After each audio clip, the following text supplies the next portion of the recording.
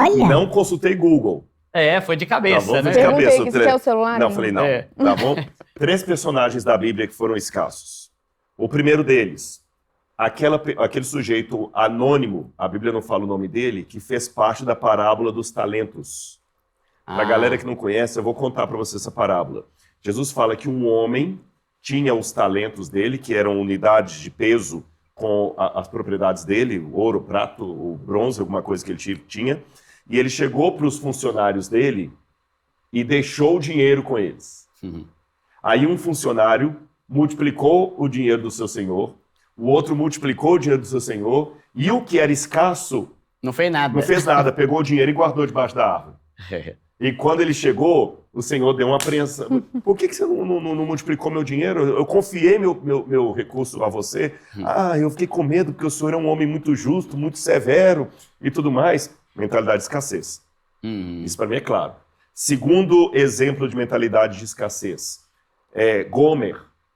Gomer era a esposa de Oséias.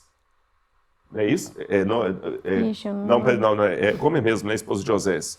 Só para não cometer erro aqui. Oséias a perdoou, Oséias queria tratá-la como uma mulher da alta sociedade, como uma mulher digna, e ela sempre voltava para a prostituição. Ela sempre voltava para a miséria. Ela sempre abandonava o marido e ia buscar homens na rua. Ou seja, uma mulher que tinha mentalidade de escassez. Tá certo? Oséias estava dando para ela um nome, título, segurança, família, e ela, por uma mentalidade de escassez, abandonava tudo aquilo e voltava para Pocilga. Outro exemplo de mentalidade de escassez, o filho pródigo. Tinha tanta mentalidade de escassez que quando pegou toda a fortuna do pai dele, torrou tudo e foi morar no meio dos porcos. E tinha tanta mentalidade de escassez que quando ele toma a decisão de voltar para a casa do pai, ele fala, eu vou falar com meu pai, não sou digno de ser chamado seu filho, faze-me como um dos teus trabalhadores. Dá qualquer comidinha aí que tá bom demais. E é pior do que isso, porque em grego você tem 3 palavras para trabalhador, para servo. Você tem a palavra doulos, que é a mais clássica, que é trabalhador ou servo de uma maneira geral. Você tem a palavra paides, que é um servo que quase faz parte da família. E você tem o mistios. Mistios, sabe quando você está chegando a ser num porto lá em Santos, que tem aqueles camaradas, o chapa, acho que em São Paulo chama chapa, que ele fica na beira da estrada com a cartaz assim, chapa. Aí o caminhoneiro pega e chama o cara para poder descarregar o caminhão. É chapa mesmo. O chapa, né? Aí, ó, descarrega o caminhão para mim aí. Quanto você pagar? Só me dá aí 30 mil reais, tá bom. Tá bom. Aí descarrega o caminhão do cara, o cara dá os 30 mil para ele, os 30 mil reais, os 30 reais para ele, ele vai embora. Ele nem sabe o nome do sujeito. O mistios era um chapa. Era aquele camarada que estava sem emprego, sem nada. Você não está fazendo nada não? Quer trabalhar para mim aqui? Um freelance ali. Lembra que também Jesus fala da parábola dos trabalhadores da última hora? Eram chapas. Ele, o filho pródigo, quando ele volta para a casa do pai, ele fala, Senhor, não sou digno de ser chamado seu filho. Faze como um dos teus trabalhadores. Ele não pede para ser um doulos, nem um paides, um mistios. Faz um chapa. Eu vou trabalhar para o senhor aqui, se não me dá um trocadinho, eu vou embora. Sendo que ele era herdeiro. Outro camarada de mente escassez. Então, eu dei 3 exemplos de pessoas na Bíblia que tinham mentalidade de escassez. E por ter essa mentalidade de escassez, eles não usufruíram aquilo que podiam. Dá para a gente fazer até, viu, Pobrezito, uma teologia bíblica da mentalidade de escassez. Posso dar mais um último exemplo? Claro. Coletivo. Você é muito sabudo, viu? Muito sabudo. Você conhece da Bíblia.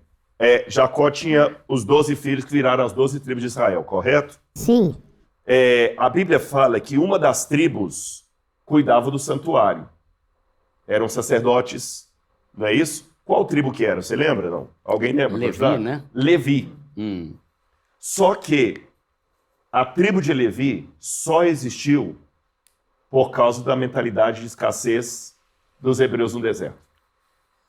Porque se você ler o livro do Êxodo, Deus falou o seguinte, eu farei de vocês uma nação de sacerdotes, povo eleito, nação de sacerdotes. Quem que era para ser sacerdote em Israel? Todo mundo. E quando Deus está no Monte Sinai, Deus fala com Moisés, fala com o povo para se preparar, para jejuar, para se consagrar, e amanhã vocês vão subir ao monte e vão ver a minha presença. Aí o povo ficou com medo, a mentalidade de escassez. A mentalidade de escassez te traz covardia, ou as duas estão ali namorando uma com a outra, não sei quem que alimenta quem. Se é a escassez que alimenta a covardia, ou a covardia que retroalimenta a escassez. Não vamos subir não, porque Deus é muito poderoso. Moisés, fala você e não Deus, que a gente não quer morrer. Aí Deus, tá bom, Moisés. Já que eles estão com medo de vir até mim, pega só 120 anciãos aí, sobe para representá-los. E eu vou pegar apenas uma tribo, a tribo de Levi, que vai ser sacerdote.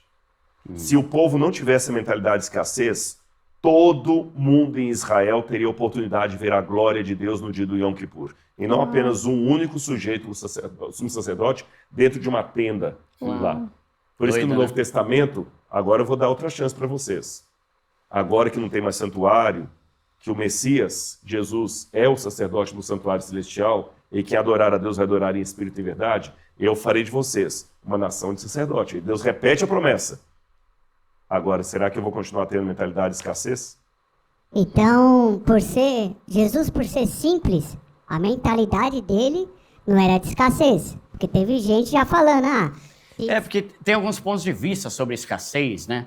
Tipo assim, porque se você vai no dicionário, fala que o escasso é o quê? Escasso é a pessoa, pra mim tem muito a ver com ser muquirana.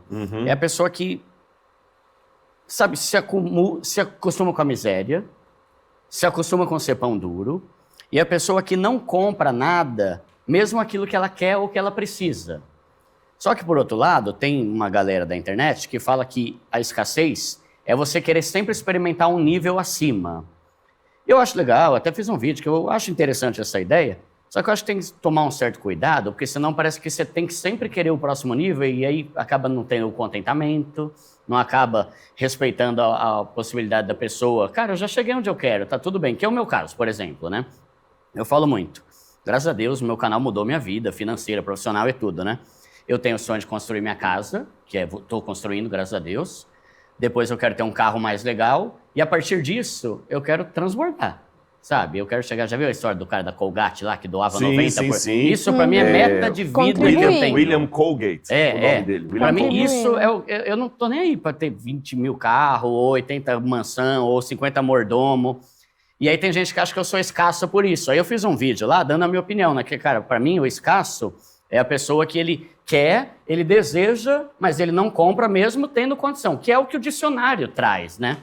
Então surgiu muito essa briga, né? Não briga, mas esses pontos de vista, essa discussão. E aí eu trouxe isso. Mas então, pensando nisso, Jesus era escasso? Olha... Né? Porque se a gente leva a escassez sempre pro lado de querer materialmente evoluir, João Batista é o mais carniça do universo, então, né? O mais jegue, né? Olha, se a gente pegar, lógico, as palavras sofrem semântica, igual quando eu falei no início do nosso bate-papo aqui, o que é fé, o que é pobre. Eu falei que você também pode gerar uma polêmica, né? O que é pobre? Como eu falei, os meninos que vieram do Brasil aqui visitaram a comunidade do Rio e pensaram que ali era o rico. Sim. E na nossa cultura, ali que mora o pobre. Então, na verdade, o que é o pobre, o que é a fé, o que é a escassez? Se você pegar etimologicamente falando, escassez é a pessoa que fica limitada entre duas linhas. Esse é o sentido de escassez. E não consegue enxergar nada além daquelas duas linhas, e ele coloca aquelas duas linhas como o padrão do que todos devem ser. Ou todo. Então, se a gente pegar por esse sentido, eu dei para o Pobrezito aqui os exemplos de escassez, mas eu poderia dar outros exemplos de escassez na riqueza. Posso dar um exemplo? Manda. Claro. Jesus falou do rico insensato.